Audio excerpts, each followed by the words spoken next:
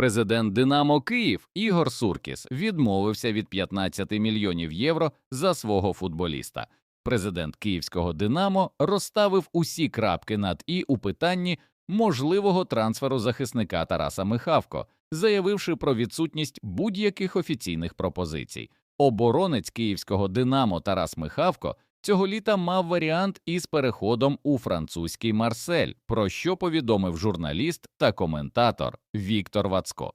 За словами журналіста, французи пропонували «Динамо» 15 мільйонів євро за гравця. Але президент «Динамо» відхилив цей трансфер.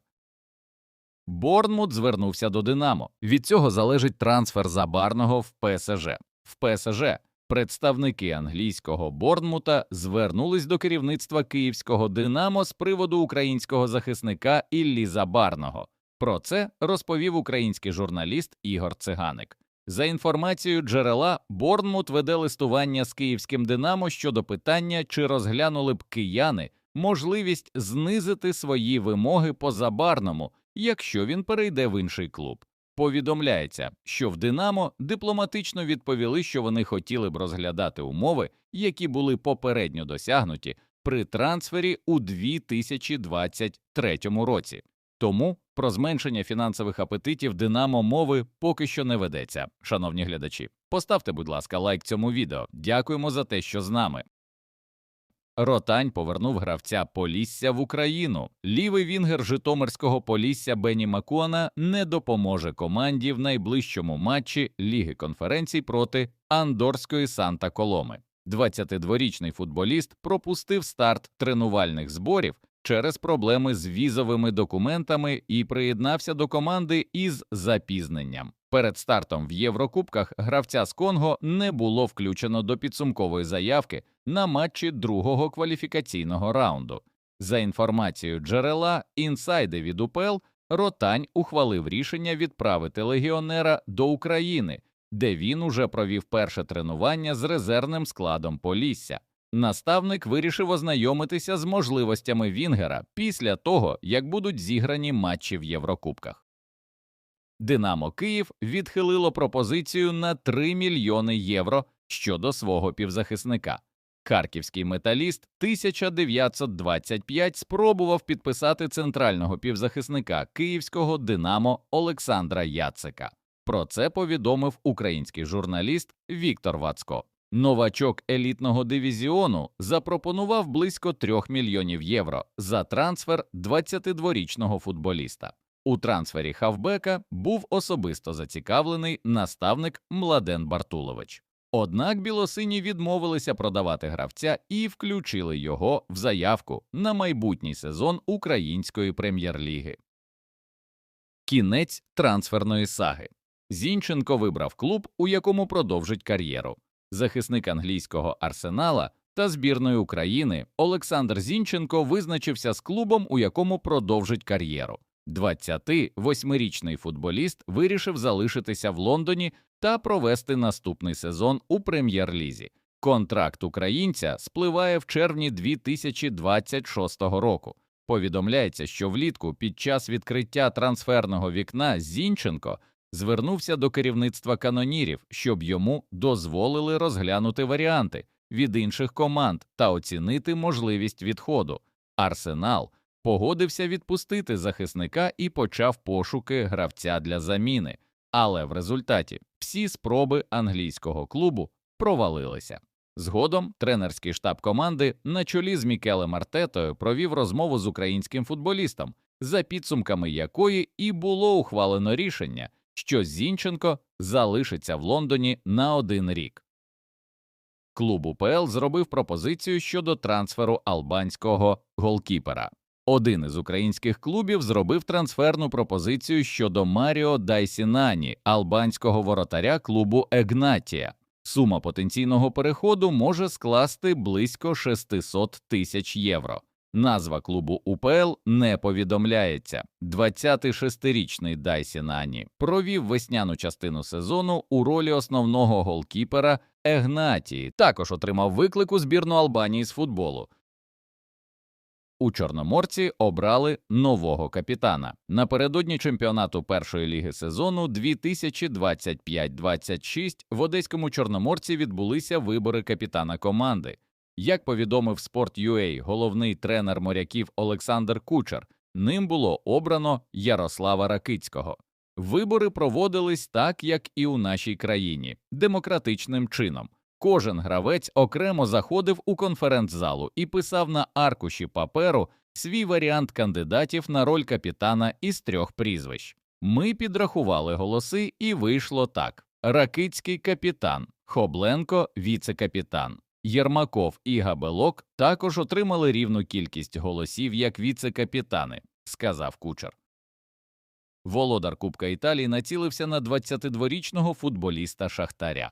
Лівий вінгер донецького Шахтаря Кевін може продовжити кар'єру в чемпіонаті Італії. Про це повідомило видання «Ля Газета делла Спорт». У послугах 22-річного футболіста зацікавлена Болонья, яка в минулому сезоні виграла Кубок Італії та завоювала путівку до Ліги Європи. Представник серії А готовий запропонувати 15 мільйонів євро. Однак гірники вимагають удвічі більше. Очікується, що сторони проведуть перемовини, щоб обговорити всі деталі потенційного трансферу. Вінгер Зіри Сума, яким раніше цікавилося «Динамо», став гравцем Мальме.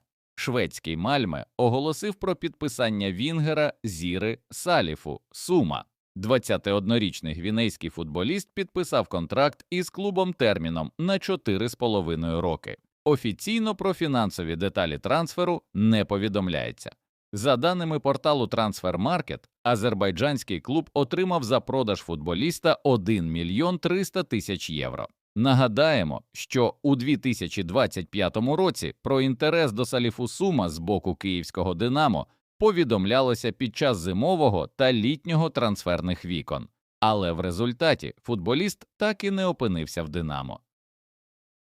Лунін визначився зі своїм майбутнім. Український голкіпер мадридського «Реала» Андрій Лунін прийняв рішення щодо свого майбутнього, повідомляє видання The Athletic. За інформацією джерела, 26-річний голкіпер вирішив продовжити свої виступи за іспанський грант. Лунін має намір поборотися з Тібо Куртуа за місце в стартовому складі команди. При цьому зазначається, що новий наставник мадридців Хабі Алонсо відверто заявив Луніну про те, що не розраховує на нього як на основного кіпера, але Луніна це не засмутило. Воротар готовий до кінця боротися за місце в старті королівського клубу. Шовковський виніс вердикт 3 гравцям «Динамо». Головний тренер «Динамо» Олександр Шовковський розповів про ситуацію з травмованими гравцями.